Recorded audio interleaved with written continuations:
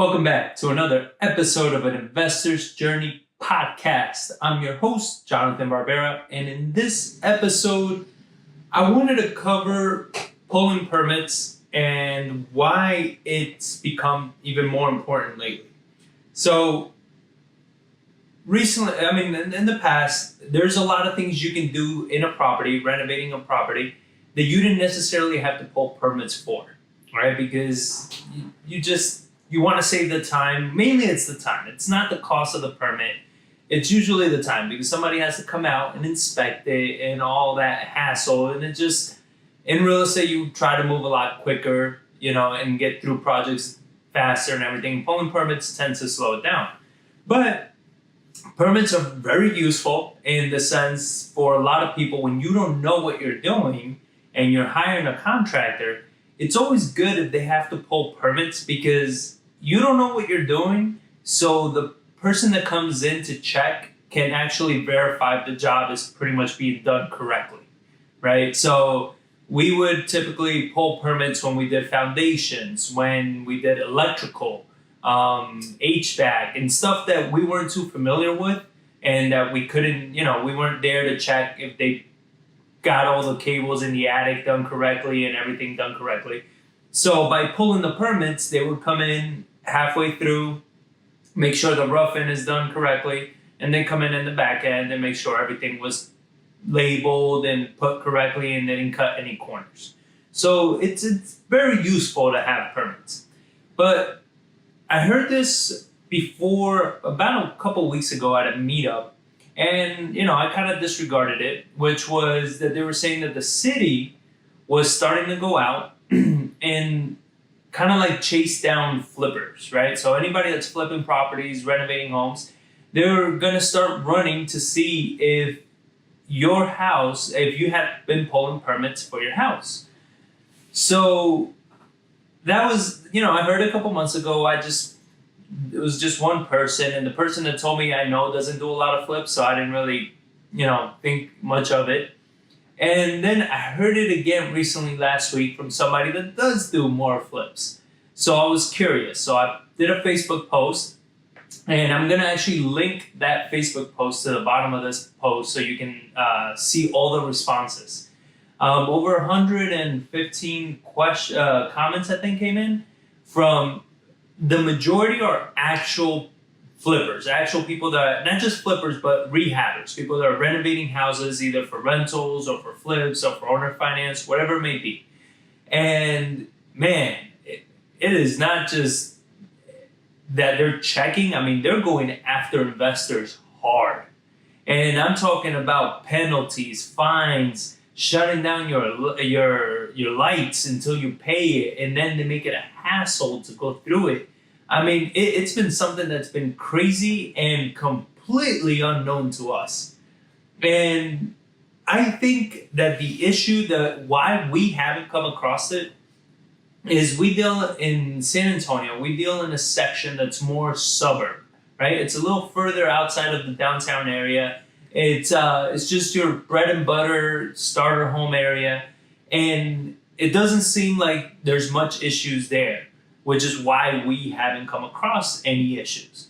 But where it seems to be the issue is the downtown areas, those more in transition areas, the areas that are being gentrified, the ones that are going from these low 1920s build, 1930s build, and they're having to redo this whole house.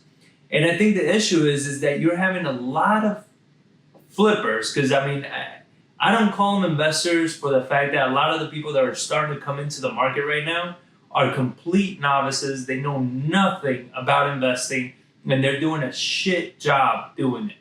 And the problem is that where I can see where the need is for what the city is doing is that people are coming in, they're renovating these houses, they look like complete dog shit, and then they're selling it off to these buyers that are later going to have to face all the problems that these, wannabe flippers cut corners on. And it is very screwed up. And sometimes, investors don't catch, not investors, inspectors, they don't catch everything.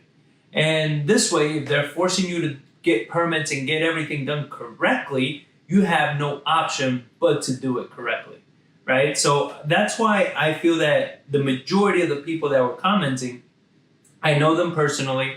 I know where they renovate personally, and I see that, yeah, the majority of the properties that they deal with are in those neighborhoods. They are more in the historic districts and all these areas where you pull up right now in the property that we were renovating downtown. This one was just a massive rehab, right? We did, I think it's $170,000 renovation on the house. We pretty much rebuilt both the front unit and the back unit. But obviously, it was such a massive project, you pull permits on everything.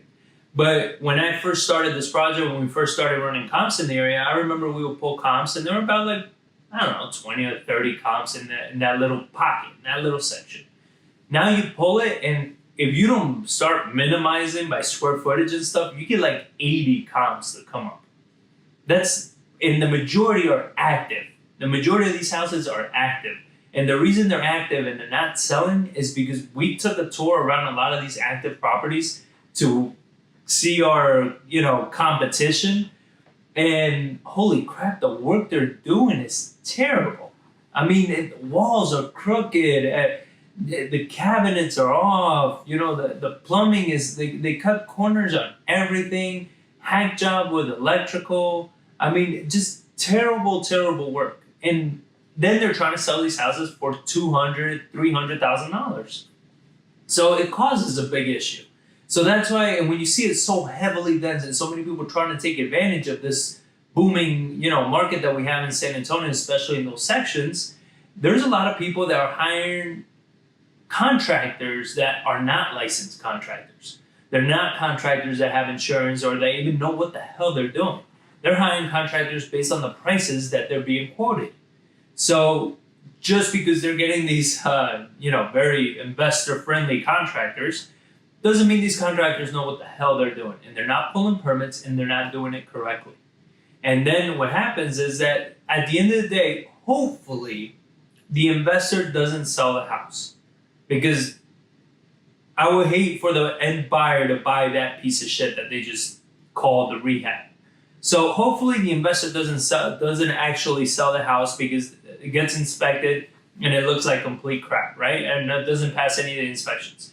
Now the problem is the investor is going to lose their ass on this deal. You understand? Because they bought a house that 9 out of 10 times, 99 out of 10 times, we needed a bigger percentage there. So 99 out of 100 times, these investors are buying they're paying way too much for these houses. So what they're trying to do is, because they overpay for the homes, they're trying to cut down on their labor, cut down on their rehab, cut down on everything, and still sell as if they would have done the renovation they needed to do. And obviously, that just it's not the right way to do it. You should never do a renovation that way. That's why you should always buy right. I mean, the saying goes, you make money when you buy, not when you sell. And the reason for that is that you got to be able to buy with your profit factored in. You understand? You can't buy a property hoping that the market gives you a profit later. You understand? That's just the worst way to buy any form of investment. I mean, you're being hopeful at that point. You're just gambling. And that's what a lot of people are doing. And because they're doing that, they're starting to cut corners, hire the wrong contractors, not pull permits, and do a shit job doing everything. But that being said, like everything the government does, they either do absolutely nothing or they overshoot and do, and they just fuck it up for everybody. So what I've been hearing a lot about, and again, I linked the post below this, the Facebook post, so go read the comments. You're going to see from people that this has actually happened to, that they're buying a house where something had been done to the house previously, right? Before they bought it. A fence, windows, whatever it may have been. It's been done previously. So the new investor goes to buy the house, and then the city comes and says, hey, I need you to pull permits for this fence. Well, I didn't put up the fence. I bought the house and the fence was already there. Why should I pull permits on it? It was already there. They don't care. They want you to go now. They'll stop your project until you go and pull a permit on a fence that you didn't even put up. You understand? And on work that you have never done. You just bought the house as is. Now I understand them forcing you to pull permits on stuff that you're doing, right? But trying to hit you for pulling permits on stuff that you never did, that somebody else did years ago, decades ago, that's pretty screwed up, right? Like, I mean, that's something that I think it's an abuse of power.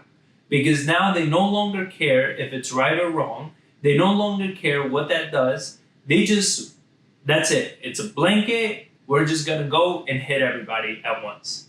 So I think that's going to make it a lot harder, and it makes it a little scarier as an investor when you're picking up these houses where you start thinking twice, because now you're looking at them and you're like, man, what if they catch me and try to, make me pull permits or fine me for permits on something that was done in this house 10 years ago, 12 years ago that maybe nobody pulled permits on. Because back then, even a couple of years ago, it wasn't a big deal whether you pulled permits or not. I've done houses where I've just popped out the window that was there, put in a brand new window, and that's it. I never pulled a permit for it. But they're wanting you to pull a permit for those. They're wanting you to pull a permit for literally everything you did to a house, whether it's cosmetic or not. So it becomes an issue as an investor when you're buying maybe slighter marginal deals, tighter deals. Sometimes as an investor, to keep your business going, you have to pick up some tighter deals just to keep your crew working, keep money moving. And they're still making you profits, just not your bigger chunks of change that you would like to be making. But it's going to make it harder to even pick up those, because if they're going to be coming back at you for stuff that you never did, it makes investing so much harder. You understand? So that is one of the worries that has come to mind for me and a couple of the people, as you're going to read on that post. I really recommend you read it, just so you kind of see how many people have been going through it and how they've actually been dealing with it. And if you have any questions, engage with that post, right? Ask these people, like, how did you get through this situation, that situation? It's going to help you out. But yeah, definitely, like everything the government does, they either do nothing or they completely abuse it and they go the whole other direction. So if it keeps going that way, I've talked to a few big investors in the area where maybe we can come together and kind of help out the city and helping them understand, listen, I get it. You want us to pull permits, and that's fine. I'm fine with pulling permits on everything, right? But stop hitting us for stuff that we haven't done, because that's not fair, and it does hurt the business, and it will force us at some point to just stop flipping houses here. And then you're going to start seeing these houses that keep getting dilapidated, neglected, and they look like shit. And it makes the neighborhoods look like shit. And nobody's doing anything, because every time somebody tries to do something, you're going to hit them. So it might need to get to that. It might not. I don't know. But that's something that we're definitely considering. Now, the solution. So what is it that we are doing ourselves? So many of you know that has been following us is that we manage all of our projects, all right? We don't hire GCs.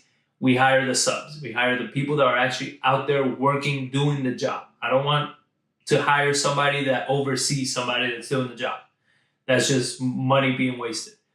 So we oversee all of our jobs. We make sure everything gets done. So what we're doing because of that is John and I are both going and getting our license. And this way, with our license, our contractor's license, we're going to be able to go and pull permits ourselves on our projects. This way, we know the permits are being pulled.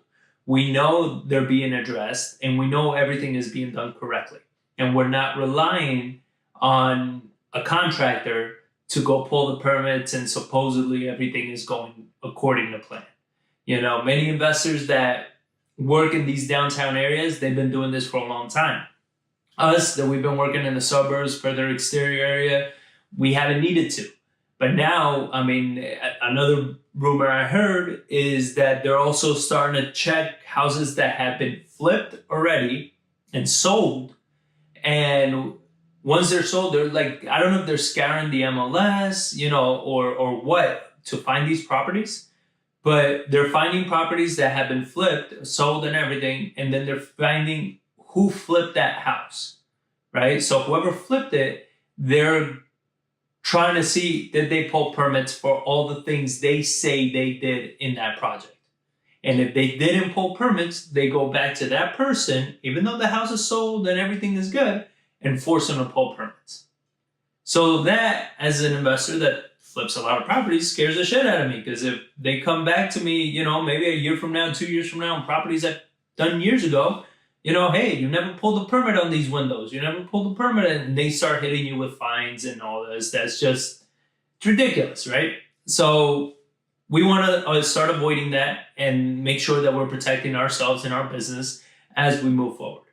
Another thing is, because of this happening now, there's a lot of agents that, the good agents, because I think you should be, if you're doing this, I think you're actually a good agent. Before their buyer goes to buy a house that's been flipped, the agent kind of does an inventory of what was renovated, and then they go see where permits pulled. And if they see that the whole house was renovated and no permits were pulled, they're not even going to take their buyers to that property. And I agree. I mean, you got to protect your buyer, because now it's like, well, everything is covered up. Everything is sheetrock, painted, caulked, cabinets, floors, everything. So how do you know things were done correctly? How do you know there isn't, a fire ready to get started behind one of the electricals, right? You just don't know, because nothing was checked. So agents are starting to do this. So a lot of times investors are going to start seeing that their homes are not being shown.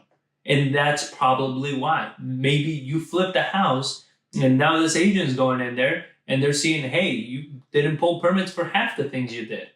You understand? So we're not going to take our buyers there because there's a risk. What if you didn't do this right or that right or this right? So it becomes very risky. It becomes an issue, and it's going to become a bigger problem if you don't address it firsthand. So there were a couple people on there that they were trying to already figure out how to get away with it, how to find ways around it. I don't think it's worth the effort. I don't think it's worth the time. I think you're better off doing it the right way. Go either you get your license or make sure you hire a contractor that's licensed. And on all the major stuff, speak to your city. Find out, what are the things that I need to pull a permit on? You understand? Do I need to pull permit on windows? Do I need to pull permit if I'm, just replacing the cabinets? Do I need to pull permits if I'm just updating the tile in the bathroom? Like, what do I need to pull permits on? And some things are going to sound very silly. It just doesn't matter. It's not up to you, and it's not your opinion. It's what is. So if the city says this is what is, then you do that. You understand? Where we see an opportunity in all this is that I feel, or maybe it might be more of a hope than a feeling, is that this makes it harder for the shitty flippers to flip in this market. So I think for those bad flippers, for the bad contractors, for all these people that are out there, I think it's going to make it harder for them to do the crap jobs that they do, because they will no longer be able to cut corners. They will no longer be able to do the cheap work and make it look like they did an amazing job. You understand? So I think this is an opportunity for the real investors to take advantage of, where now we're going to be able to come in because we have the right crews, we have the right mindset, and we do the right things to be able to come in and renovate these properties the right way. And then the people that are cutting corners, hiring these investor-friendly contractors, that fucking magical person that exists somewhere, they're the ones that are going to be getting pushed out of the market because they're not going to be able to overpay for these houses, do a shit job, and still sell. You understand? They're going to be getting hit, and they're going to be getting fined. And some of these fines are serious. They're a couple $1,000s, and they'll shut down your project, and they'll shut down your electricity. And then they give you between this time and this time in the morning, and then this time and this time in the evening to go and speak to them So they make it very hard to get a hold of them so they can release that, so you can show them the permits and you can show them you did the work. So they make it harder for all this. And if you're not doing it the right way, it could take you weeks, if not months. And you're gonna see people out there that they've been stalled for over a month because of these issues. And a month, it's money costs, it's holding costs, it's your guys that have nothing to do, so they go find other jobs, right? So now they're working over there, and you finally get these permits through, and you're like, hey guys, come back. And they're like, I'm sorry, I'm booked for the next week or so. You understand? Because they have to keep eating. So it creates a snowball effect of a lot of problems that come in. So I really hope this episode helps you guys. Again, wherever you're listening from, go to your city, speak to your investors, find out what the laws are, find out all these things. But if you're in San Antonio, I really recommend either, if you manage your own projects, go pull your license and start pulling your permits, or find a licensed contractor and have them pull permits. Find out what permits need to be pulled, and all the regulations and everything. Don't feel that just because your house is in a little cul-de-sac and you're great with your neighbors, nobody's going to report you, because apparently they're trying to find different ways of finding out who's flipping. You understand? And they're going after investors really hard. So don't get caught. Don't lose your ass. Don't lose money. It's not necessary. Do it the right way. And again, scroll down and check out the post that I'm going to link below. Read all the comments, engage with them, ask them questions, ask them to see what they did, how they fixed it. All right, so I hope you guys really enjoyed this, and leave your comments, questions, anything, like us, rate us, anything that you can do to help us spread the word. It's greatly appreciated, and I will catch you guys on the next one.